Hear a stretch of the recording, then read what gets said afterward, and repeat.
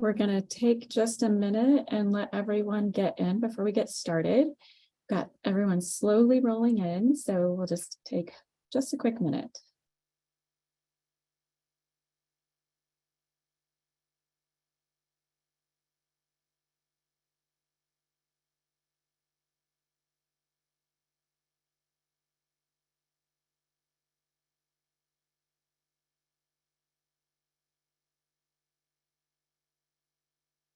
All right, so we're going to get started. I would first of all like to welcome everyone. Thank you for attending. We really appreciate your attendance. And I will introduce myself to begin with. I'm Mandy Bailey. I'm the Advising and Education Director for the Wyoming Community Navigator Program. I'm going to be your facilitator today, so I'll be working behind the scenes to assist as best I can.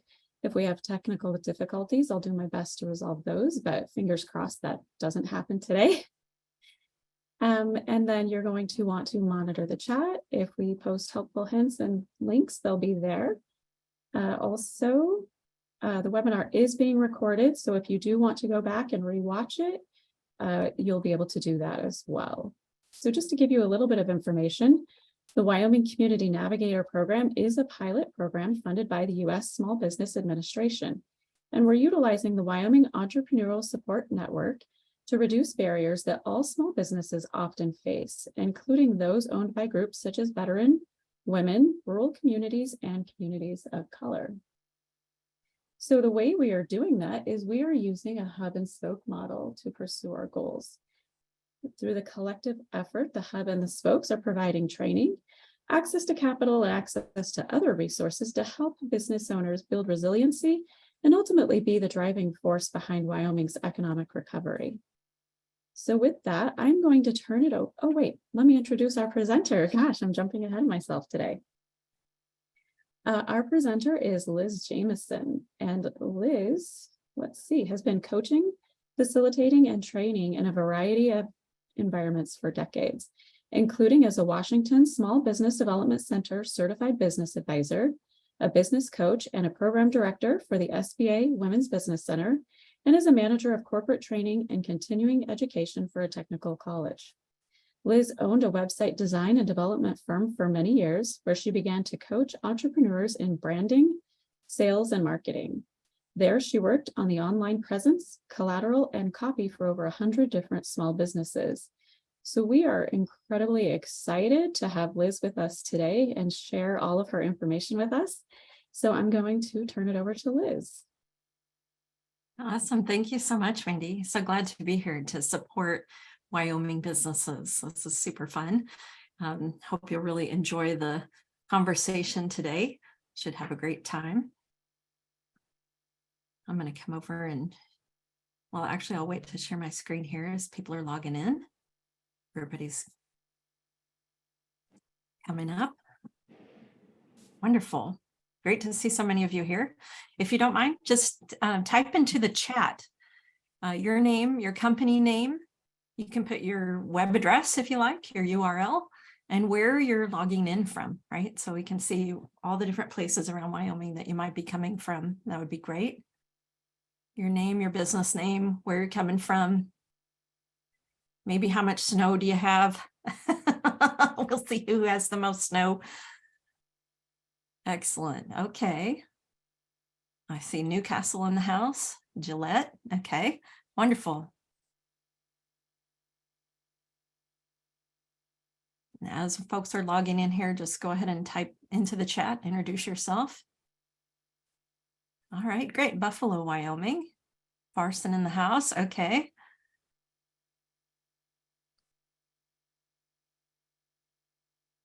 Fantastic. Great. Welcome. All right. Guernsey, Wyoming. Okay, wonderful. Snowy Jackson. Okay.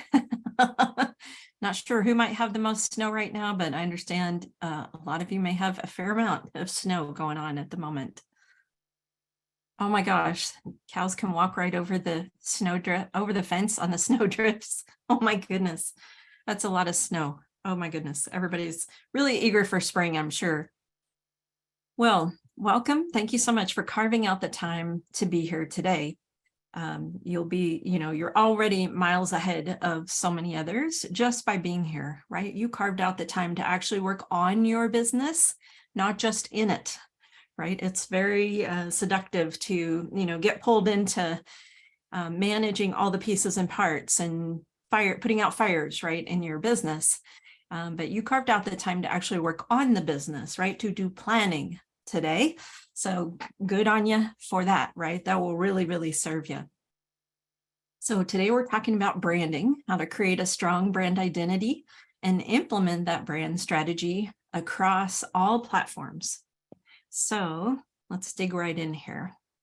So if you haven't already, go ahead and put your name and location, your business name, your web address, if you like, right into the chat. That would be great. Also, if there's anything you really want to learn today, I'd love to know that. You can type in there if you have a burning question or something you really want to know about branding, and hopefully we'll be able to hit those highlights as we're going through this information. So, keep in mind as we're talking through all these things that each of you may be in a different place related to branding, right? Some of you may just be starting up. Maybe you don't have any kind of brand identity yet, or maybe not even your company name yet. Others of you will have existing businesses. You might have a logo that you've been using for quite some time, something like that. So just look for how you can use the information that we go through today. And I would encourage you to just make notes, make a list of whatever your own personal next steps may be related to branding, given where you're starting from. Yeah. Okay. And throughout the presentation, if you would like to just type your questions into the Q&A in Zoom here, that would be great. And then at the end, we'll go through them one by one and answer your questions that are in the Q&A. And let's see here, we'll give you a little plug for the SBDC, who hope you're engaged with and using. And I want to give you a few contextual pieces about marketing generally, and then we'll dive right into the technical details on branding itself.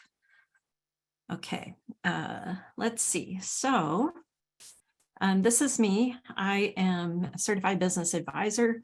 My master's is in educational leadership, specializing in experiential education, right? That's the kind of thing we do as entrepreneurs, right? We are live on the playing field learning entrepreneurship, right? In real life. So that is experiential education, yeah? My background is in website design and development. That's where my entrepreneurial journey started. In 1998, I started a website design and development firm, and that was kind of where everything began for me, right? That's where I started to coach entrepreneurs, because in order to help people with a brand identity, marketing collateral, their websites, I had to help them get clear about who they were as a brand, how they wanted to be experienced and remembered as a company, how they wanted to position themselves vis-a-vis their competitors, who they were really trying to reach and with what messaging, right? So in the process of helping them get clear, that's where I really started to coach. Now I've coached over 1,100 entrepreneurs, and over 11,000 people have participated in my personal development, leadership, business, and technical marketing trainings, of which this is one. Yeah. So we'll dig into the technical nitty-gritty about branding. Hope it'll be a super fun conversation for you and really get you thinking about your own brand and how to implement these strategies going forward. And hopefully it will come through at every turn. I'm super passionate about empowering entrepreneurs, right? It's not just a job for me. It's my life purpose. Yeah.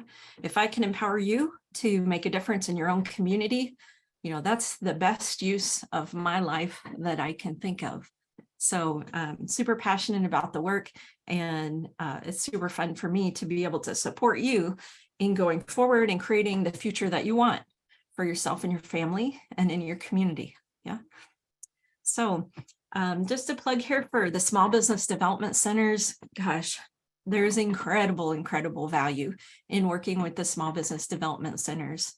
Small business development centers provide confidential, one-to-one, no-cost business advising services. That service is available because of a partnership between, at the federal level, the Small Business Administration, at the state level, hosts and partners, and local level hosts and partners, and then your federal tax dollars. So it's great to get this outside set of eyes on what you're doing. You can use us as an accountability partner, someone to help you clarify what future you want for yourself in terms of your life and your business, and then help you make an action plan how to get there via your business, right? Using the tool of entrepreneurship to create the life that you want. So, and the SBDC can also help you overcome obstacles or figure out problems, and celebrate your victories with you too, right? Sometimes entrepreneurship can seem like a lonely journey. So if you use an SBDC advisor, you'll have somebody else in on it with you, right?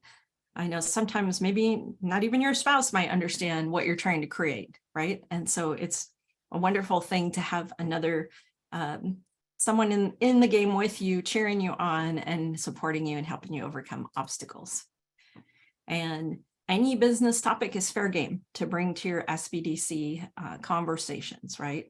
So I list a whole bunch of things here from, helping with you with your loan packaging and matchmaking you with lenders that might be able to fund your project, to HR issues and recruitment, marketing, sales, all kinds of operations, and even international trade.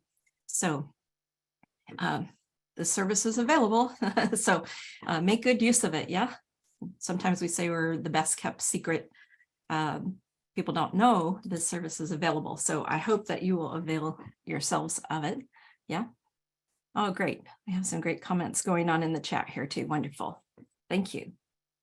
So if you've done any trainings with me, or now that you are doing a training with me, you will often see this slide on the importance of planning, right? You hear the stats. So many businesses, a great percentage don't make it to their first 5-year anniversary, and another great percentage don't make it, beyond that. And people say, well, how do I be, one of the ones who makes it, right? Planning is actually one of those distinctions that can allow you to move forward and be successful in business. So one of my favorite quotes here, it does not do to leave a live dragon out of your calculations if you live near one. And if you have a business, by the way, you live near one, just saying, right? There are things that you cannot control that impact your business, i.e. COVID, right? Who would have thought that all that has occurred would ever have occurred? Right? As such, planning is really critical. And again, kudos to you for showing up today to do some planning regarding branding, which can help you to be more effective with your marketing and sales. Okay. Hold on just a minute. I'm going to move the chat box off of my slide here. There we go. Okay. So the purpose of this workshop is to help you understand what branding really is, right? We all hear this word, but it's used quite loosely. And we mean something much bigger than just your logo. And so we'll get into that. We'll talk about how to choose a designer if you want to work with a graphic designer to create your brand identity or your website, something like that. Same principles apply, whether you're hiring someone for your brand identity or website or other marketing collateral, right? So how to choose and vet your potential designer. We'll talk about the elements of brand guidelines, what ought to be in them, and how can you create them. We'll learn how to select your brand language or your messaging. And this is the part that people forget about all the time, right? But it is a critical piece to being effective with your marketing. We'll talk about brand authenticity and also brand congruence. So when we say brand authenticity, we mean who you are as the founder, your values, right? Get infused into your brand. And we don't just mean the visual part. We mean the visual part, but we also mean who you are as the founder can also get infused into the operations of your business, the culture of your business, right? So it's something much bigger than just your visual identity. And when we say brand congruence, we mean being consistent, right, across all platforms in how you express your brand. Yeah, that's super important. We'll learn some terms of art around branding, right? In the law world, you have legalese. In the marketing world, there are certain terms of art that we use in marketing and branding, and we'll talk about some of those. And then hopefully a next step for everybody is to make a list of homeworks for yourself, right? Given where you are related to branding, what are your own personal next steps? How can you apply the information that I'm going to give you today, right? So that will put it to good use. So here are a couple of contextual pieces that I think are really important. Yeah. If you don't know where you're headed, it's really hard to get there, right? So I would invite you to clarify your intentions as far as where you're headed with your business. And what I mainly mean by that is if you don't have an annual revenue goal, I would invite you to set one, right? How much would you like to sell this year? And once you set that number, right, how much would you like to sell this year? You can actually break that out by the month. You could say, oh, my annual number divided by 12. Or for some of you, you might have a very seasonal kind of business, right? In which case you're going to divide it out differently. You might say, oh, well, I usually do, 10% of my business in February, but 30% of my business in July or whatever, right? And you're going to break it out accordingly. And some people even break out their revenue goals by the week, by the day, and the people who are really, really on top of their game, even by the hour. How much do I need to be selling right now, this hour or today, in order to be where I need to be related to my annual goal? That's pretty cool, right? So if you, again, if you want to get to a particular place, let's say you're using your GPS, 2 things you need to know. Where am I starting from, right? Where are you right now? And where exactly am I going to? Your GPS cannot give you the directions if you don't know those 2 things. Where are you starting from and where exactly are you headed? So this is an invitation to clarify exactly where you're headed so that you can at least have a chance, right? A good shot at getting there. And then you can design an action plan congruent with that, right, to get you there. And your SBDC advisor can help you with that as well. So why am I talking about annual revenue in a branding presentation? Well, because one of the most common mistakes in marketing is that we don't identify a clear purpose or an intention for our marketing pieces, right? And then we get all bummed out, right? Nothing happens when we produce them or we spend money on an ad, right? And when nothing happens, it's a huge bummer, right? We have limited resources as entrepreneurs. We got limited money, limited time that we can put into this business, and limited energy and attention and focus, right? We have those 3 resources to manage in all of life, but certainly in business as well. And anytime we invest one of those 3 resources in our marketing, we want to have a return on our investment, right? And it's hard to have a return on investment if you don't have a clear intention, what result you're out to produce with each marketing piece. So if you have an annual revenue goal, let's say a monthly revenue goal within that, then you can assign a certain dollar amount to certain marketing campaigns and say, out of this campaign, I want to produce X many dollars, right? At least you have a clear goal. Then your mind can go to work on, okay, how could I cause that to occur, right? Whereas if you didn't have a clear goal, you wouldn't be asking that question. What can I do to have that number occur, right? So if you don't know your annual revenue goal off the top of your head, I invite you to just set one, right? Make it up.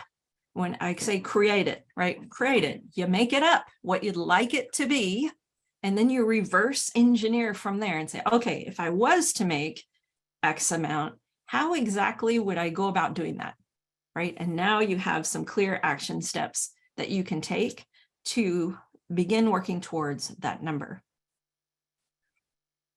All right, so another contextual piece here before we dig into the technical parts of branding. These are just some general marketing and advertising suggestions for you, right? Some of the other most common mistakes we make in marketing, besides not having a clear goal, are we don't make an offer in our marketing materials. Maybe we make a flyer, but we don't make an offer in the flyer with a clear call to action. So what happens when we put that flyer out there? Nothing happens. Nothing, right? And so it's such a bummer, right? After you spent time making this marketing piece.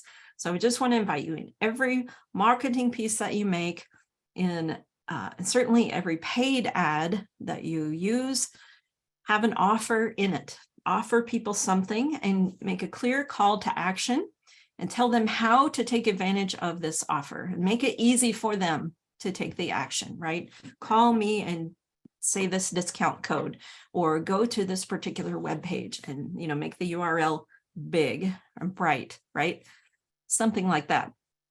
You can also, when you make an offer, use scarcity and urgency. So scarcity means like, oh, it's only for the first 10 people who sign up for this. Urgency would be, oh, this offer is only good until, you know, midnight tonight, something like that, right?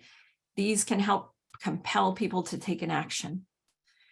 And you want to be having your offer occur for people like a screaming deal. Like, wow, this is a great deal. I get this discount, or I get all these bonuses, right? So you don't always have to discount. You can also add value, add bonuses instead of discounting the price.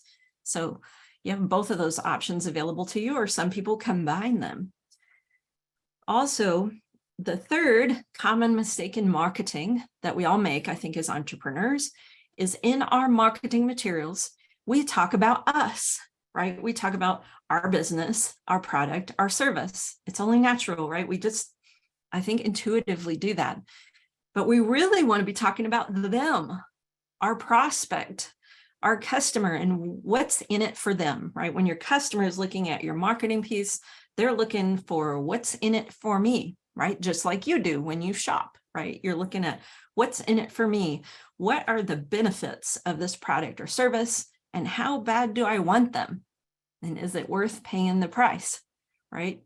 So have a clear goal for your marketing pieces. Have an offer in them with a clear call to action. And then talk about them instead of you. Talk about the benefits to your customer in your marketing pieces. All right, those are some contextual pieces I wanted to give you here. Now let's dig right into the branding part of the conversation. So when we say branding, we don't just mean your logo. The logo is one piece of that, right?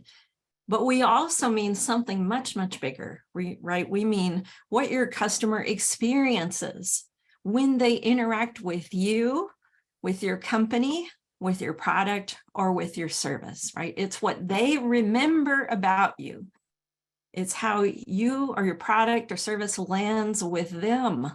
So your brand really kind of lives in the mind of your customer or your prospect, because it's about how they perceptually experience your brand, your product, your service, your company, right? Or maybe even you personally representing that brand.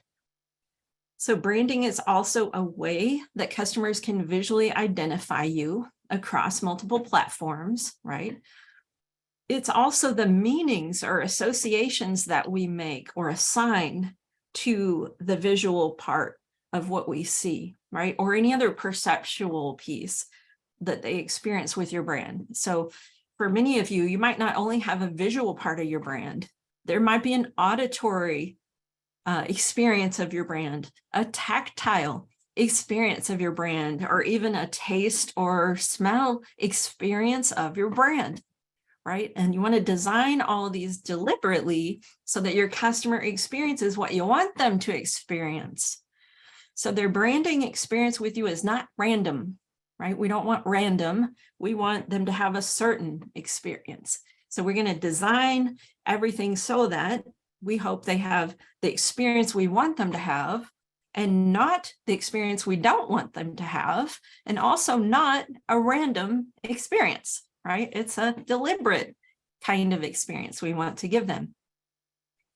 If you think of brands like, let's see, Jimmy John's, the sandwiches, they have in their front window a neon sign that says free smells, right? Because the smell of the fresh bread is part of their brand, right? So start thinking all 5 senses when you think about your brand, not only visual. Yeah, and see how wonderful or deep of an experience can you give your customer by involving all the senses, or many of the senses, not only the visual aspect, right?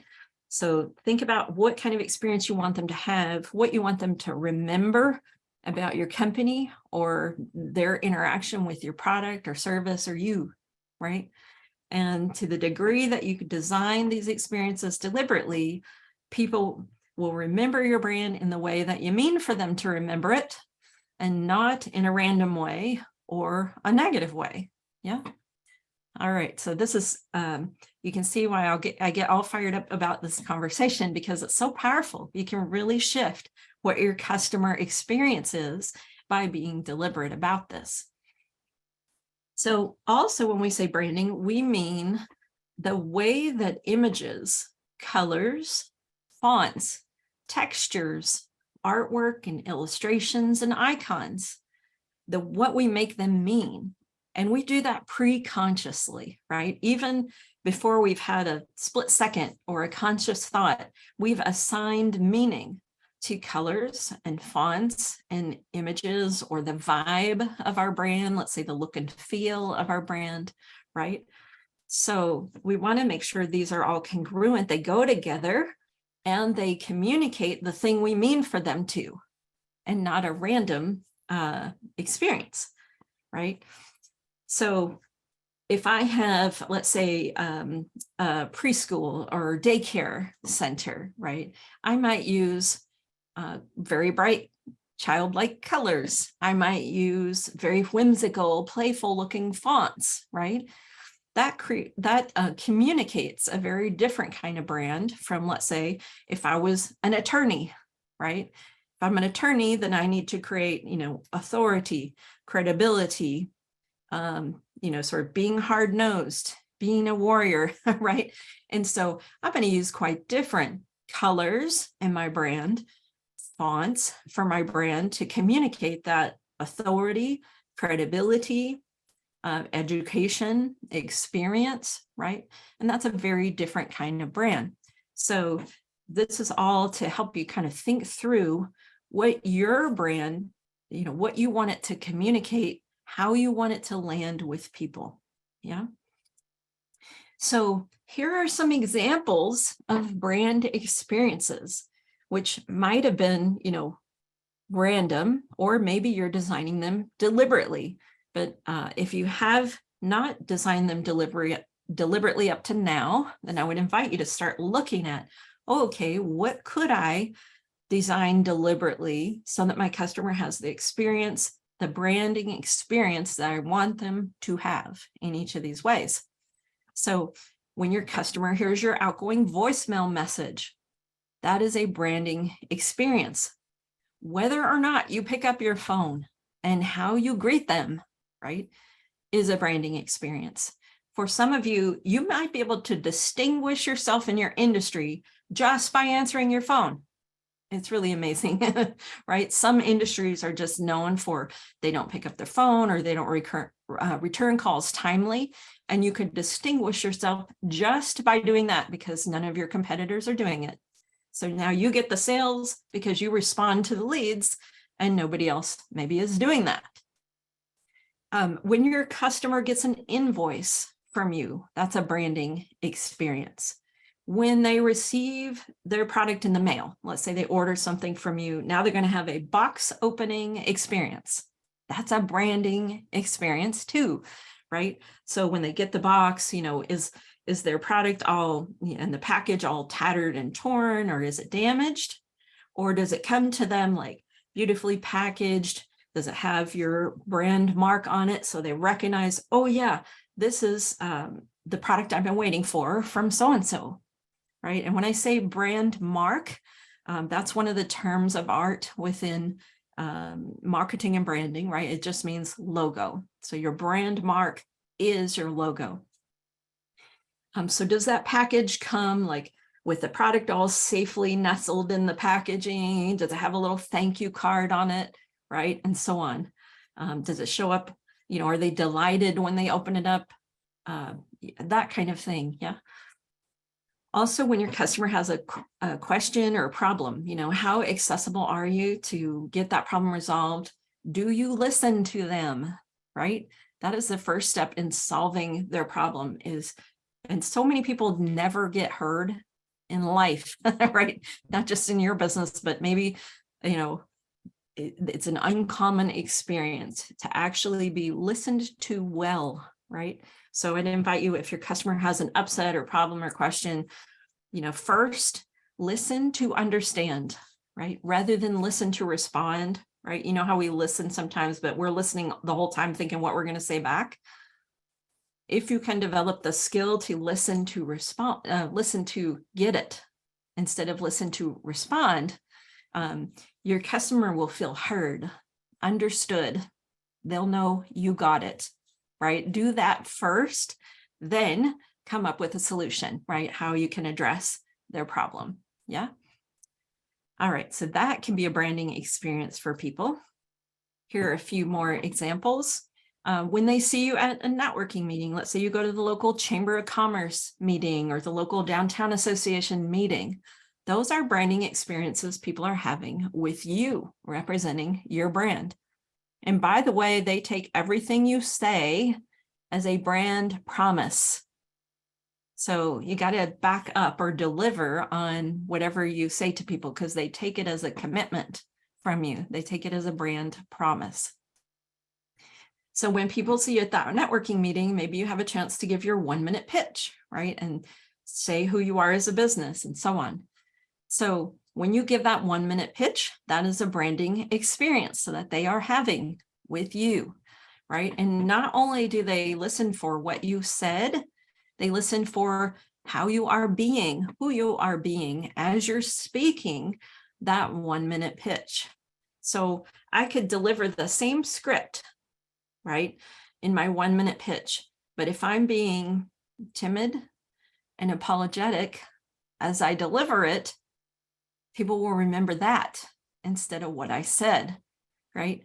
If I'm being confident, enthusiastic,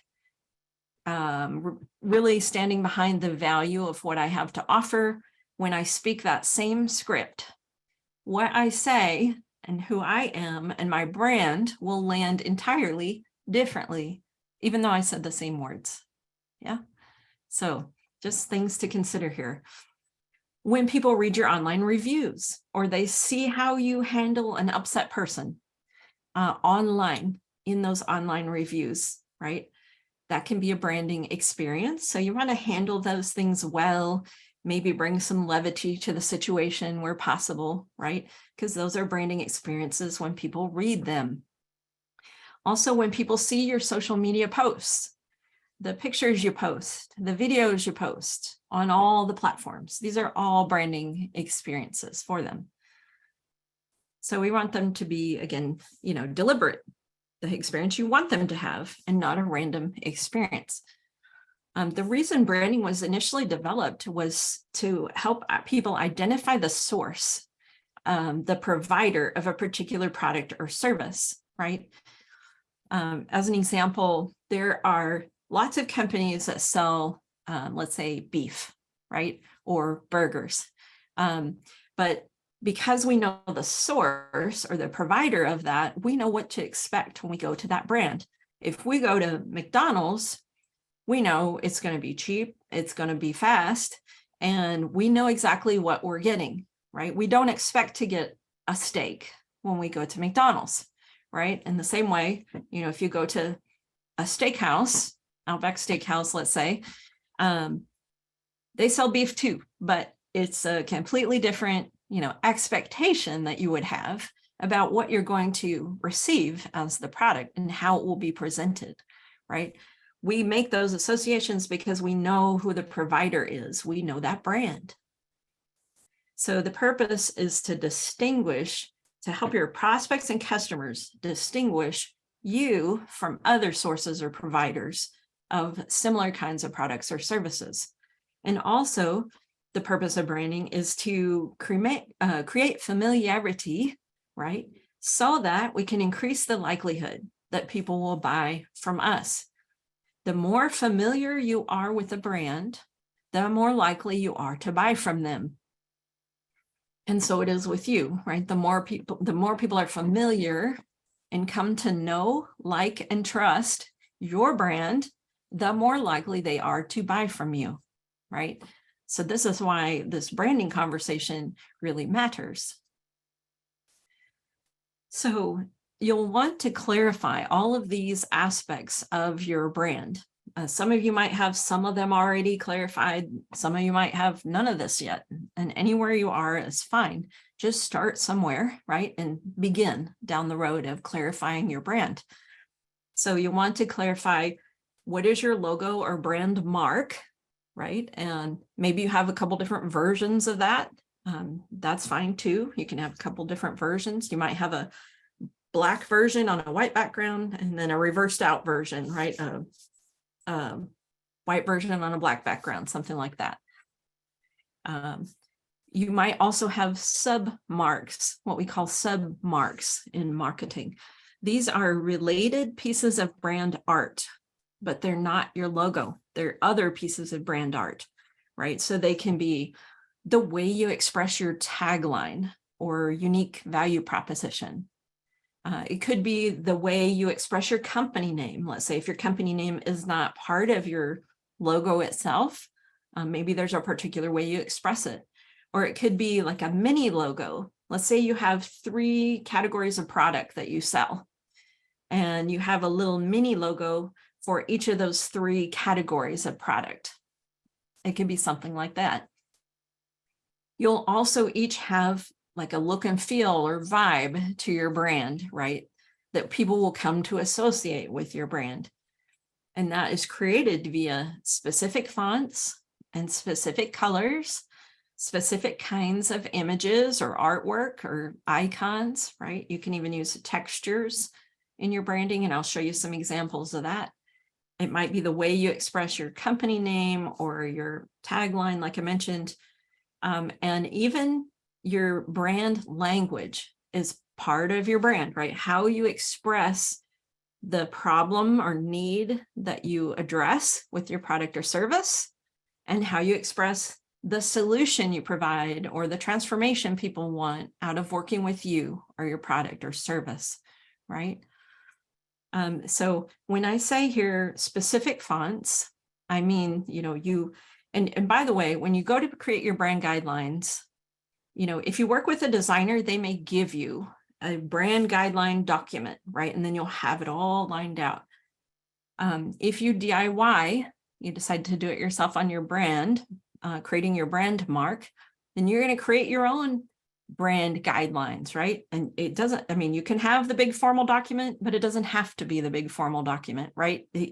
Grab a Post-it note or a half a sheet of notebook paper and write down, okay, this is my main font that I use for my company name and let's say my page headings on my website.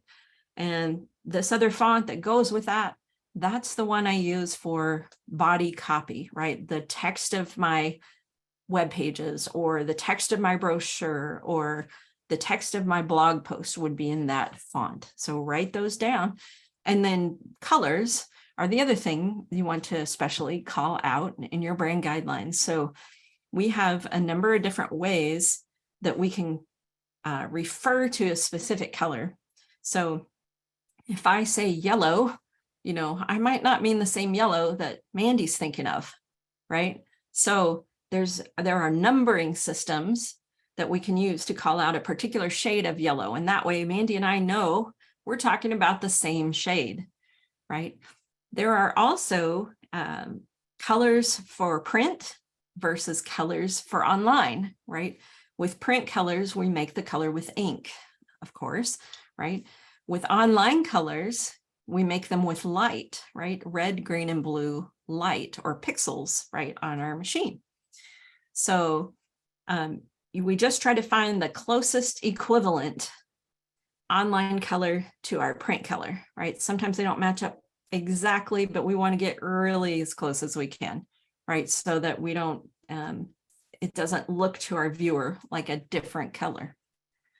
So there are numbering systems. There's maybe 10 different numbering systems out there that you can use to call out a specific shade of yellow. And so you want to write those into your brand guidelines, right?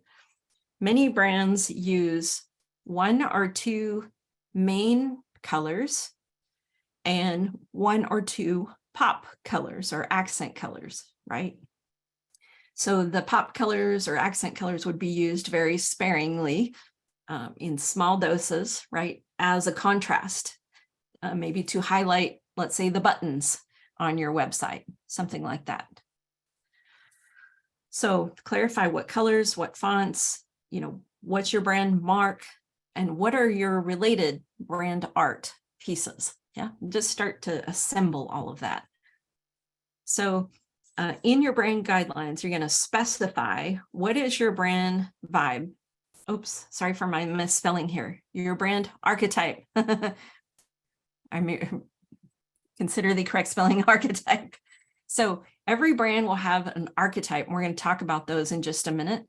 And every brand will have a vibe or look and feel to it. And you want to describe that in your brand guidelines.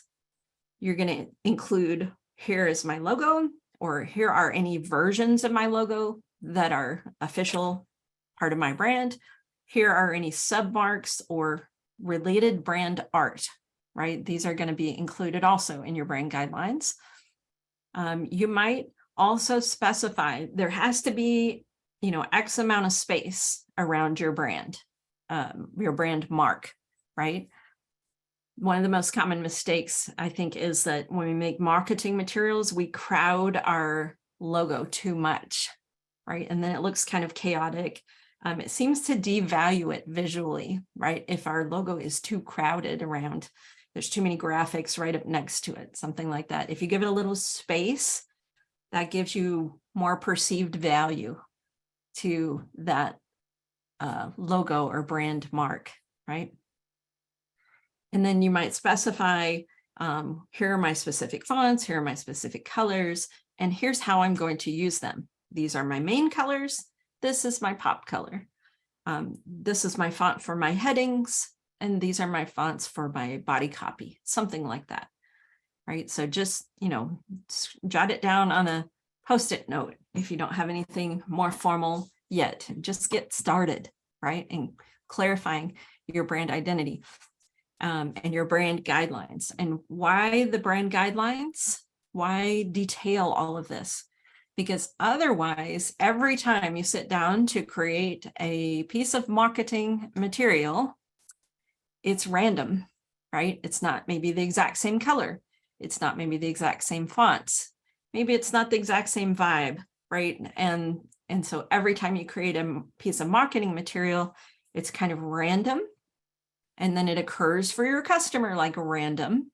And then they don't come to recognize, know, like, and trust your company, your brand, right?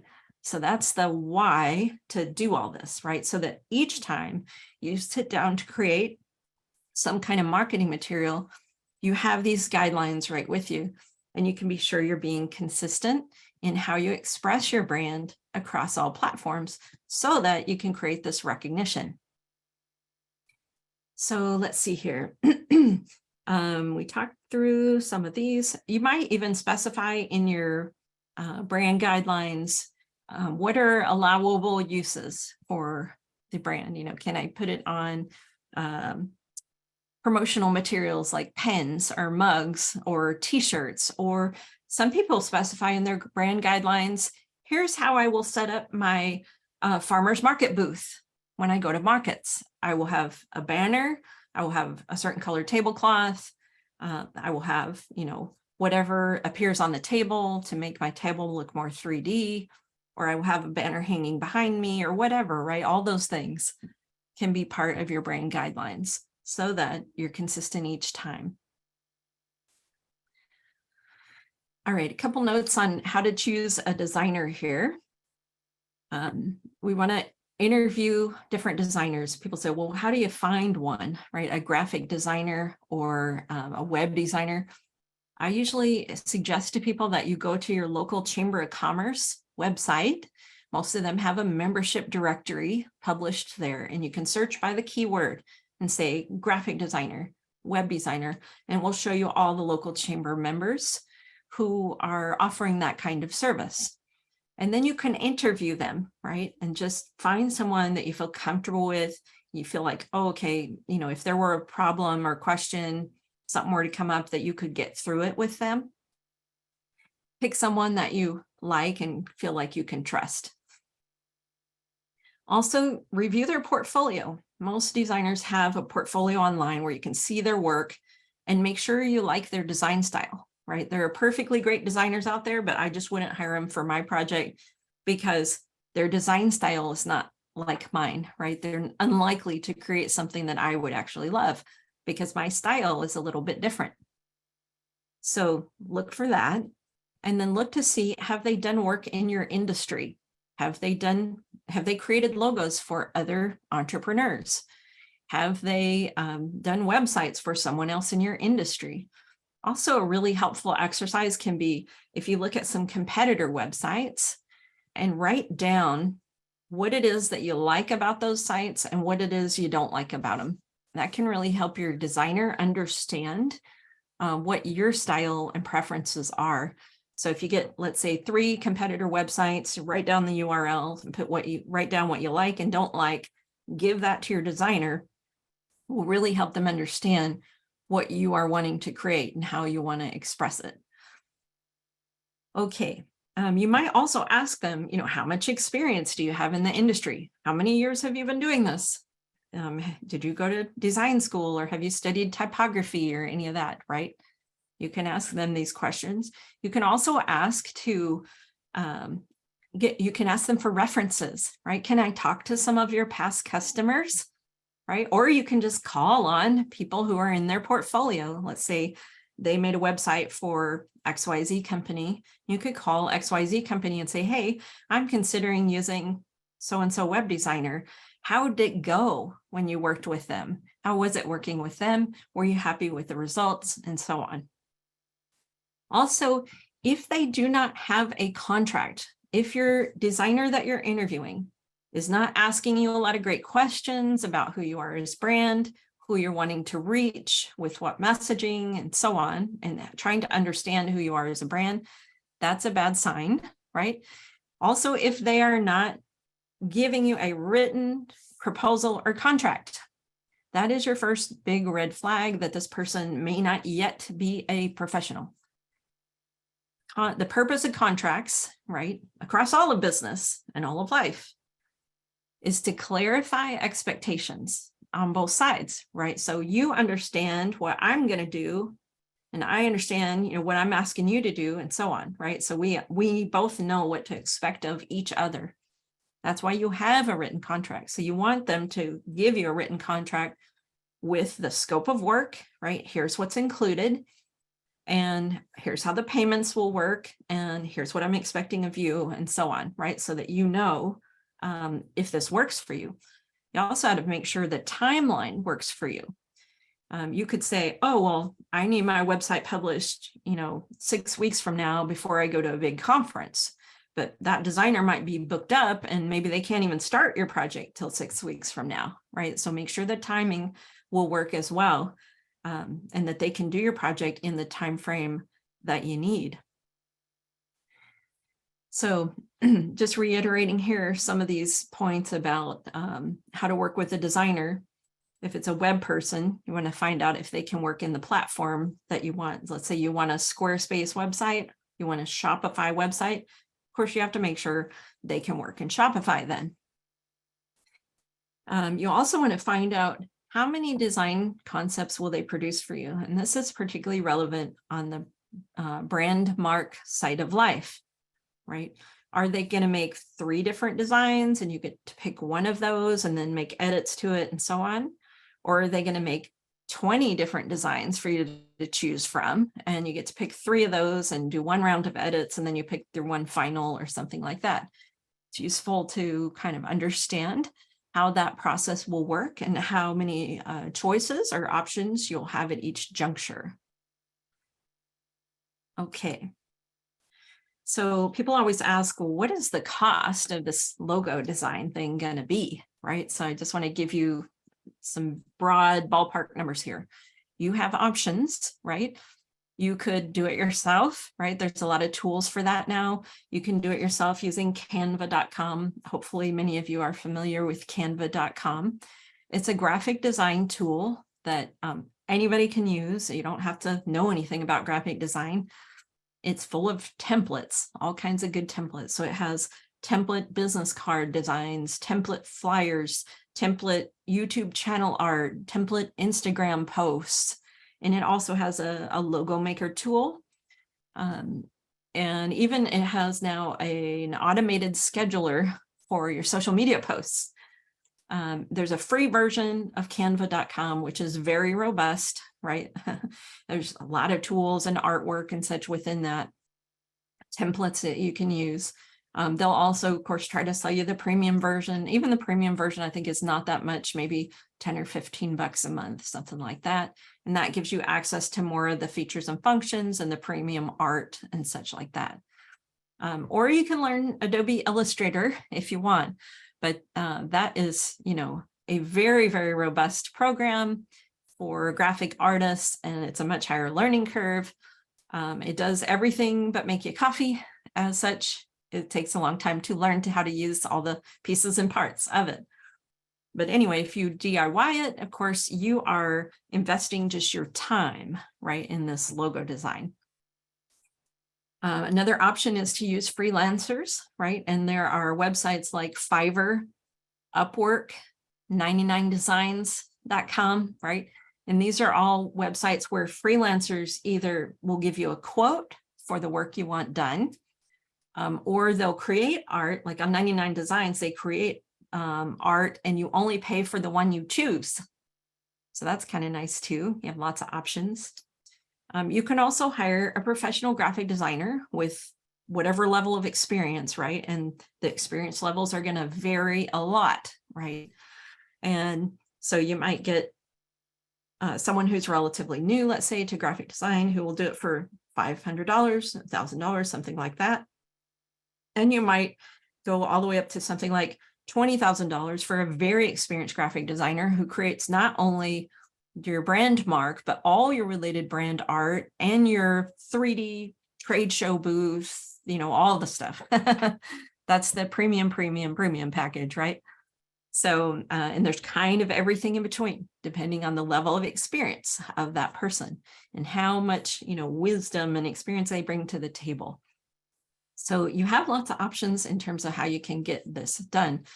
But hopefully this has really gotten you thinking about the kinds of questions you'd need to ask, what you want to express to that design person, right? Or whether you want to do it yourself.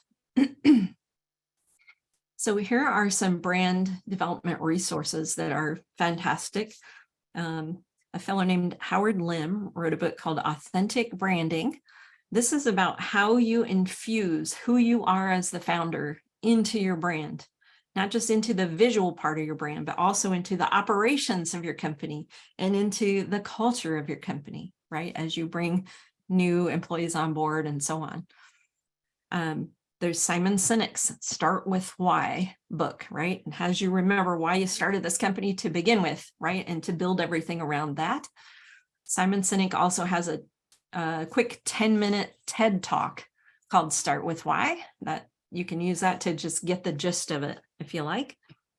And then Don Miller has this great book about building a story brand, about the importance of storytelling and branding, right? On your About Us page of your website, you want to tell your brand story. how you got started, why you got started, why are you in this particular business? What are you passionate about? Who are you trying to make a difference with, right? So all these things can be a great help. Oh yeah, we talked about Canva. That's another great resource for brand development. Here are some of the different kinds of templates that Canva has. Oops. Okay, here we go. So let's talk archetypes for a few minutes here, yeah? So every brand has an archetype, and archetypes are just basic human energies that have been used in storytelling throughout recorded history across all different cultures, right? So we all recognize these, and they're one of the reasons why stories really resonate with us and why storytelling is so important in every culture. So these archetypes or basic human energies are like, the innocent child, the wise old woman, the warrior, the adventurer, the jester, the hero, right? The common man or everyman, right? These are all different archetypes that are commonly used in storytelling. If you look at the work of Carl Jung or Joseph Campbell, you can read, get really into the nitty-gritty about all the different archetypes and how they are used in storytelling across cultures and across time. So there's a lot of different archetypal systems out there, and this is just one particular one. You can see here the website that this archetype wheel came from, and it has a lot of the different archetypes that I just mentioned here, right? So as you're looking at this, think about, what's your brand archetype? What archetype do you relate with, and does your customer relate with? And speaking that reminds me to remind you, right? Of course, you want to love your brand, right? You want to love your brand mark and all your brand art. But also, don't forget to look at not just what you love, but what will your customer love? So depending on who you're marketing to, you want to choose, let's say, fonts, colors, brand vibe, and so on, based on who your market is and what will resonate with them also. So it's not only what resonates with you, but also what resonates with them. And hopefully you find a good match so you can have both of those things. You love it, and your avatar client or ideal client will love it as well. All right, so start thinking, what is your archetype? And here are some examples to help you just get this. So if you think of these different brands like Dove, for instance, they've updated their branding a lot in the last few years. They've altered it a little bit, but it's always been sort of the innocent child kind of brand archetype. Coca-Cola also uses the innocent, right? They've developed that very carefully over time. And by the way, it doesn't necessarily have to do anything with your product. You can develop that brand in a particular way, even if it's not congruent with your product, although it's much easier if it is congruent with your product. If you think of Harley Davidson, right? Sort of the outlaw or the rebel culture, that there's this whole big culture around this brand, right? That's because the archetype of the brand resonates with a particular audience, right? Who identifies with this rebel or outlaw vibe, yeah? We could think of Nike, right? The swoosh, right? That is now the largest asset that Nike owns. The value of the swoosh is now worth more, because so many people around the world recognize it, than any of the tennis shoe designs, right? Which they also own. If you think of Target or Walmart, these are the everyman, the common man kinds of brands. And then if you think of some humor brands like Geico and Aflac that always use humor in their advertising, these are the jester kinds of archetypes.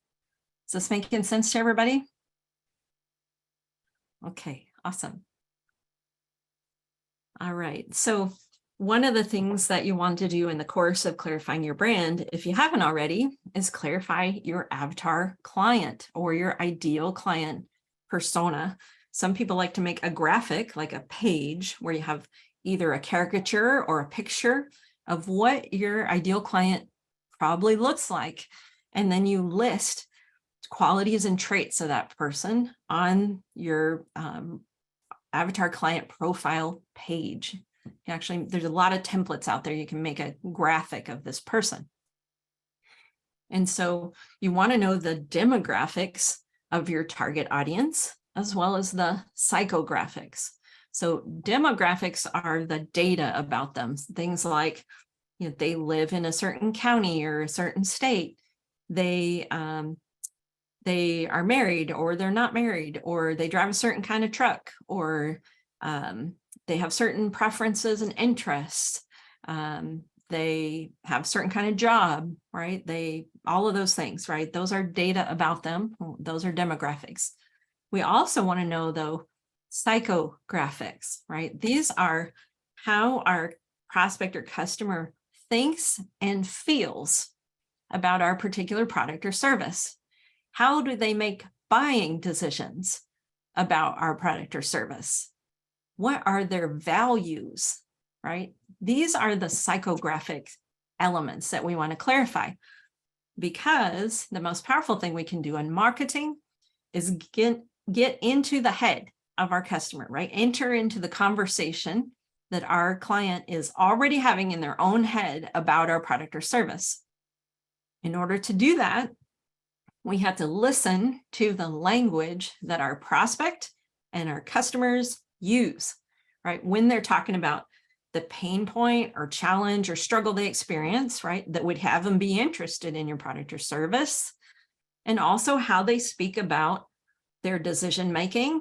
What objections do they come up with? How do they articulate those, right? And then also, how do they speak about the ideal state or solution or transformation they want out of engaging with your company or your product or service? Yeah. So if you survey, let's say, your existing clients, or you think of the words you've heard them say, more than once, you've heard particular words or phrases. Now you're starting to dial into what ought to be your brand language, right? So these words and phrases that you hear more than once out of your prospects' mouths, out of your customers' mouths, these are going to become part of your brand language, how you articulate your offer, how you articulate the solution that you offer, and so on, right?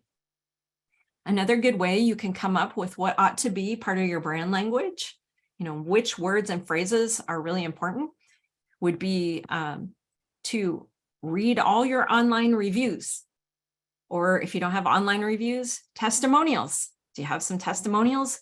Look through them all and see if there are words or phrases that appear in there more than once, right? If so, you start seeing patterns, you start seeing trends in how people speak about the challenge or problem they experience and the solution they want related to your product. Now you can really see, okay, these are the words or phrases that ought to be part of, every marketing piece that you utilize, right? Because they're the words that will resonate with your customer. Hopefully this is making sense to everybody. Okay, so as you do that, you're going to develop brand language around the problem and around the solution, right? And also around how the client identifies. Do they see themselves as, a leader, a farmer, a rancher, a housewife, or whatever? How do they think of themselves, right? So that you can say in your marketing materials, my product is for housewives or whatever, right? So that people can get, oh yeah, this is for me, because you're calling out the way they are identifying. And of course, we're going to use a clear offer with action steps. And then also, if you can offer a guarantee, that's really helpful, right? Like a lot of people will buy from you because you have the guarantee, but they don't take you up on it usually.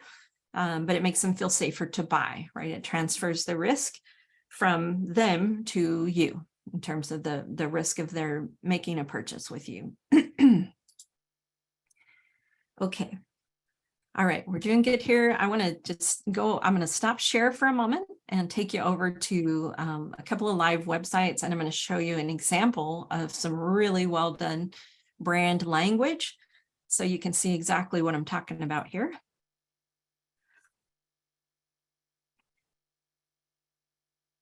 Just a moment. Here we go. Okay, so we are at carolynsoldo.com. This is a lady who coaches. So she coaches health coaches, life coaches, business coaches, mainly women who are coaches. And so you can see the first thing that comes up on her homepage is this pop-up, and it says free webinar, the 3-step business optimization system that quickly got us on the Inc. 5000 list, right? So she's saying, I know how to help you scale your business and get quickly and get known, right? And then she has this call to action here, register for the free access. Now, in her case, she's sort of like an Oprah type brand, right? She is the brand. So you see her images on everything. But if you notice the rotating text here in the headline, she's calling out all the ways that we women coaches identify. We are experts, we are powerhouses, we are visionaries, right? So she's saying, I'm offering these powerful business scaling strategies for coaches, feminine leaders, visionaries, right? Powerhouses. These are both the way that her avatar thinks of themselves and also the aspirational state, who we want to be as women coaches, right? And then you can see she has a call to action here in a very different font, right? So that it's noticeable. And then if you scroll down the page, you can see another couple great examples here. So scaling your business doesn't have to mean working more. Well, that's very counterintuitive to people, right? Because most of us, we think, oh gosh, if we're going to scale up our business, we are going to have to work way more. And then she says, if you know how to do it the elegant way. And of course, we as women are going to relate with this word elegant, right? We all want to be that.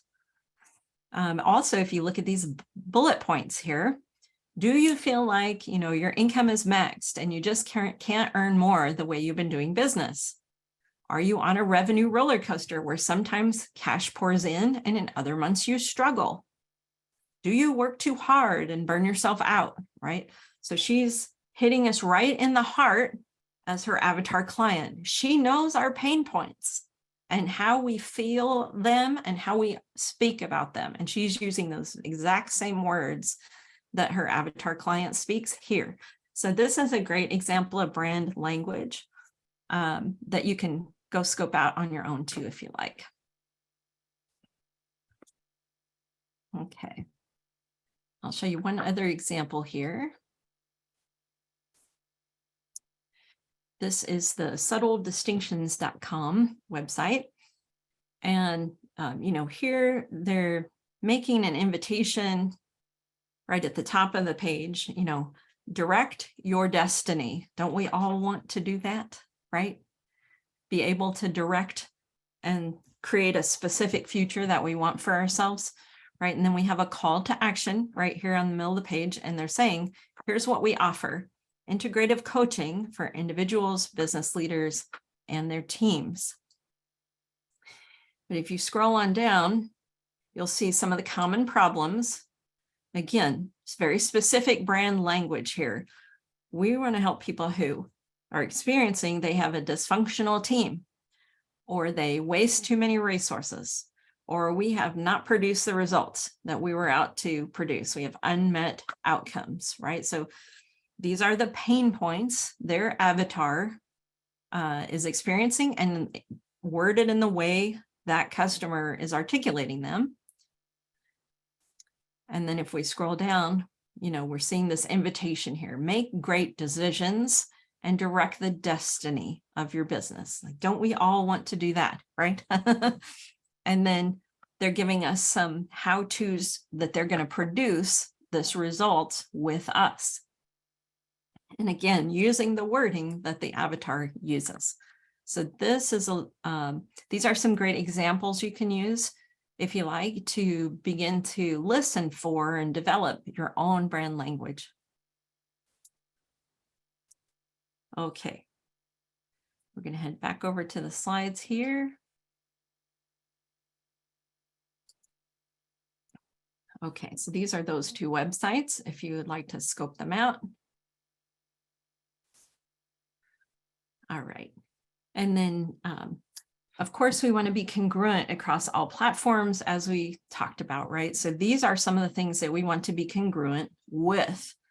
All those aspects of your brand guidelines are the things that you want to be consistent about in every expression of your company, whether it's your email signature file, it's your website, it's your invoice, or a piece of correspondence, right? So all of those elements we want to be congruent with. And the thing that can be tricky about brand marks is that they have to look good at all different sizes, right? So they have to not be so busy that we can't see what's going on at a small scale, like when our brand mark appears on a business card or on a website, right? Our website might be, somebody's looking at our website on their phone.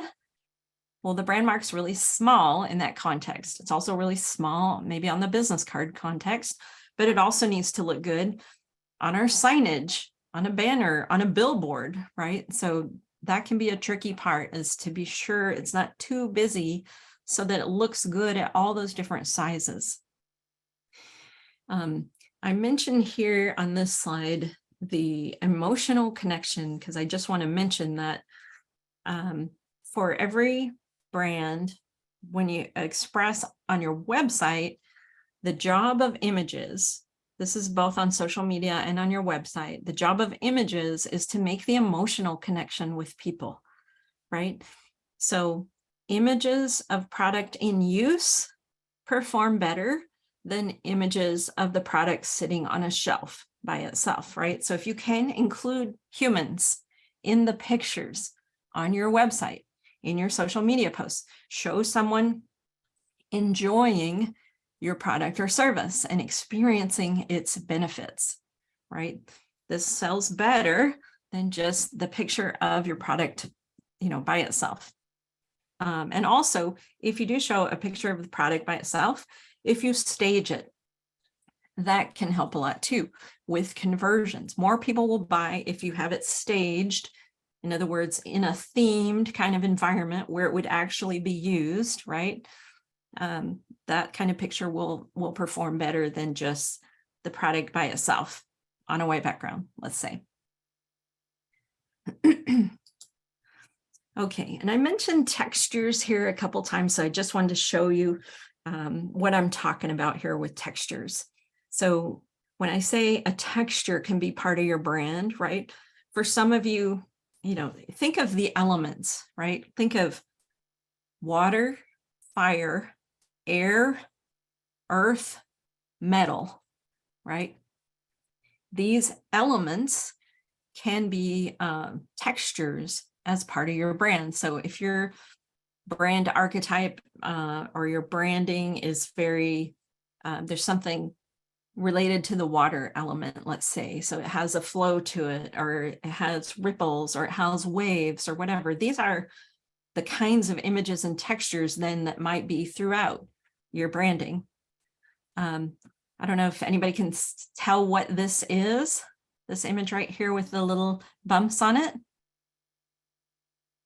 It's actually a basketball, right? It's a close-up of the texture of a basketball. So that's a specific kind of texture, yeah. This one we call bokeh, where it's kind of the glitter and the lights, the dots of light. And then this one, of course, is a fabric. But each of these textures, has a very different vibe to it, right? So we might pick a texture, let's say for our website background, or for the background of a brochure or something like that, right? There are different ways we can use these textures as part of our branding to communicate that vibe that we want to express. So just consider texture could be part of your brand. Maybe some textures would be an appropriate expression of your brand. Okay, so this is just a list of all the places that you want to be congruent with your branding. Yeah, on your website, in all your print materials. Those are a lot of different ones usually, but yeah, all the different print materials. Maybe you want to have a PowerPoint template that's branded. Maybe a Zoom background that's branded. Maybe your social media headers or your YouTube channel art, right? Maybe you want to have a watermark on your videos when you do, let's say, live video, or you post videos maybe on YouTube. Your packaging should be brand congruent, of course. Ads in any medium, right? If you do print ads, let's say you do banner ads on the Chamber of Commerce website, radio, TV, magazine, any different place that you might be advertising, that ad should be brand congruent. The way you label or tag your products should be brand congruent. And then, of course, any promotional products that you have made for your company should be brand congruent, like the right color, the right fonts, and so on. Even your email signature file can include elements of your branding. And that's a great one because people see it a lot, right? If they're communicating with you. So some possible homeworks out of today might be, assess where you are now with your branding. Maybe you have a brand mark. Maybe you want to update it. Maybe you don't have one yet. You want to interview local designers. Maybe you have a brand mark, but you haven't clarified your exact colors for print or for the web. And you could research that a little bit and decide which are your specific colors that you want to use. Maybe you develop your brand guidelines or have a designer develop them for you. You can assess, once you develop your brand guidelines, to what degree are each of my expressions on all these different social media platforms congruent with my brand. If not, you may want to update each social media platform to be sure it's actually brand congruent. Right? And this is going to cause your prospect and your customer to be able to recognize you across any platform, right? And that's what you want, no matter where they see you, for them to recognize, oh yeah, that's you. If you hadn't already, maybe think about or start to research a little bit about brand archetypes and identify, which one feels like the right brand archetype for your brand. And then think about, okay, given that, how am I going to express that energy through visuals or maybe through auditory or some other sensory experience that my customer is having with me?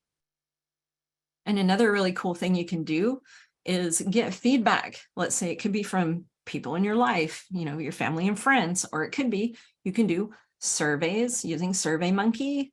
You can do online polls, let's say on Instagram or Facebook, and get feedback on your brand mark, right? So you actually ask people, how does this land with you? How do you feel when you see my logo? What do you think of when you see it, right? And start to understand how your logo is landing with your prospects, with your clients. Yeah, that can be a really valuable process. Okay, so let's get into the Q&A and discussion side of life here. I see one question in the Q&A here. Are you going to receive downloadable documents with the information from this webinar? So I do have a handout from this webinar, which has all the highlights, and I'll send that PDF out to you, Mandy, so you can send it out to our attendees along with the survey for today. Would that be good? Yeah, that would be great.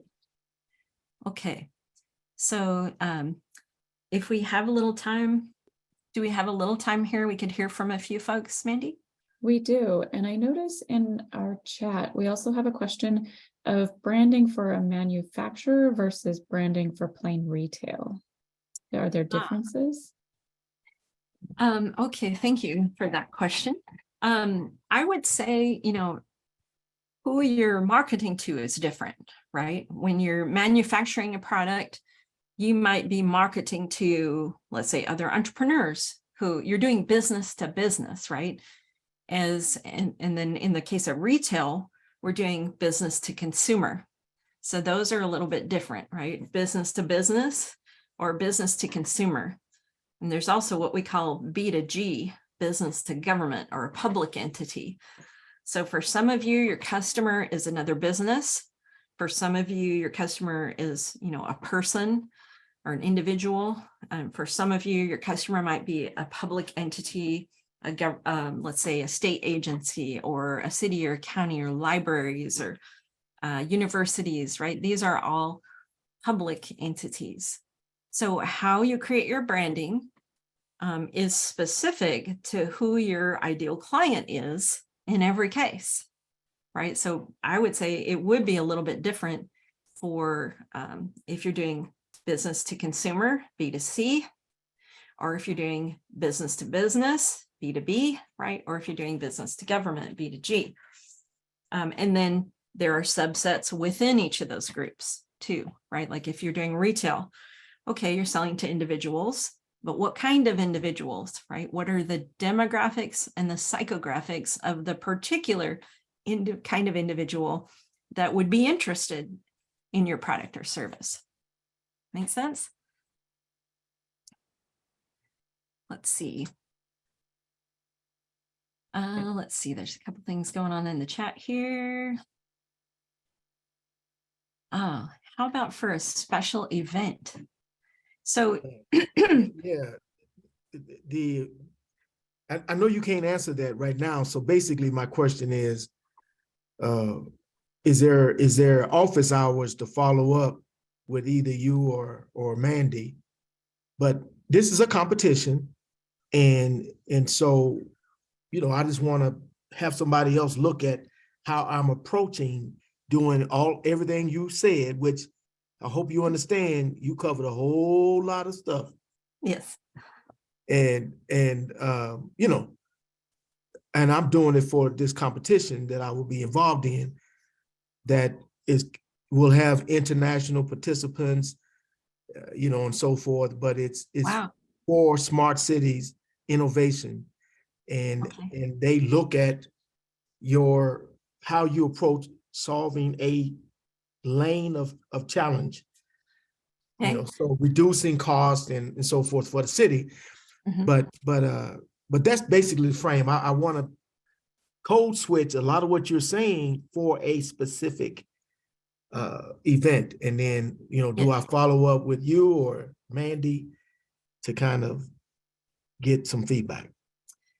Yeah, I would be really interested in, like, are you promoting the program? Or are you participating in the program? No, I'm participating. I'm using my brand, Okay, my innovation. fantastic. So, I know you don't have time to go into all of it, but basically my brand is centered around how I solve problems. That's what I want to be known for. And so this gives me an opportunity to get branded in the minds of people looking for solutions. It's anything from companies to governments. Yes. And so that's what this opportunity represents. Yes. Okay. Fantastic. Right. For me to pop my brand, how I solve problems as the picture. Mm-hmm. Yeah. Brilliant. So, yes, if you will contact Mandy, and here's her email address here, then she can connect us up to work together and get you connected into a whole bunch of different resources as well. So happy to support you with this. And I love that you are fired up about making sure you make the right impression in this competition. I only get one shot. Well, good on you for taking it on, right? Like, Yeah. Now, Mandy, I have a question. I looked online at, because I'm a Wyoming company, but it had your name spelled without the Y as your email address, Mandy. Yeah, it goes to the same email address, however. Yeah. Oh, so it works with the E and or the Y, either Right, one? yeah, and I did get your email, yeah. Okay, perfect. No, I Yep. just want to touch base. Mhm. Because I have until the 12th of May to finalize my frame that I'm presenting. Perfect. Yeah. So cool. Okay. No, thanks. Yeah. Because yeah, those who, if you want help with how to apply all of this in your particular situation, then Mandy and I can connect you up. Yeah, this is perfect because I 12 slides, and it's just, I'm looking at how do I present the image in the 12 slides, basically is what I'm looking at the best. What's the Okay. best presentation? Mhm. I don't know if you're familiar with the, there's a method that only uses pictures. I can't think of the name right now, but it's Pechakucha, something like that. Pichacha. Okay. Yeah, they teach a method where you only use the picture because of everything you were saying about impact and blah, blah, blah. And then you just speak quick, Yeah. quickly to that picture. But the picture is what's the grabber, Mhm. Pichacha. So yeah, Yeah. so I'll look forward to kind of just, having you give feedback on it. Awesome. Yeah, that'd be great. You're right. Pictures, like I said, are the job of images, especially online. The job of images is to make the emotional connection. So that's where you get that big impact, is in your images. And so some brands will use a certain style of images, right, throughout all their promotional materials. And that becomes another part of their brand, is this particular style of images. So it looks like we have one more question in the Q&A quickly before we wrap up. Any suggestions to help ownership to better understand the value to branding activities? Oh, okay. Yeah. Well, we can certainly invite the owner to review this webinar, right? I think the importance of being deliberate with your brand can't be understated, right? Because it really does turn out to be random for people if you don't clarify it, codify it in brand guidelines, and then use them consistently, right? Even some companies who have clear brand guidelines, if you don't use them consistently, their brand ends up, sort of migrating back towards random. So yeah, it's a super important thing. Hopefully owners feel strongly enough about like wanting sales to occur. And if you can make the connection for them or help them see that the amount of sales occurring is actually really correlate with how well the branding is done and how well the marketing is done, and you can help them see that connection, then now, you'll have them invested in working on the brand or clarifying the brand guidelines, right? If they know it impacts sales, their bottom line, then they're going to realize, oh yeah, this is important, right? And you can show in the numbers the impact of it over time. That's one of the really cool things too. Like getting all these ducks in a row, maybe it occurs like, oh my gosh, one more project, some more work and whatever, but the results it produces over time are so powerful that, I would think every owner would be interested in that, right? Hopefully that helps you. All right. With that, I think I'll let you wrap it up and take it home, Mandy. Perfect. Thank you Thank so you, much, everyone. Liz. We appreciate you being here and all of the information. Liz actually is going to be doing several more webinars for us. We have a series of 5 so far, potentially another in the works. But the next webinar that Liz will be hosting for us is going to be on May 5th at 11 a.m. And it is going to be how to clarify your niche, ideal client profile, and your messaging. So if you haven't registered for that, make sure you check out our website, wyomingcommunitynavigator.org, and register for that. And additionally, we also do have another webinar coming up May 2nd at 11, which is Successful Hospitality Today, addressing the 5 key challenges in restaurants. So please join us for that. As always, we have a very quick, short survey. If you will please take that as well, because it really helps us to determine topics of interest that all of you find useful and will be helpful with you and your small business. So please make sure you take our survey as well. Otherwise, we will hopefully see you all on May 2nd and on May 5th, and have a great rest of your day. Happy Thursday. Thanks, everyone. See you next time. Bye.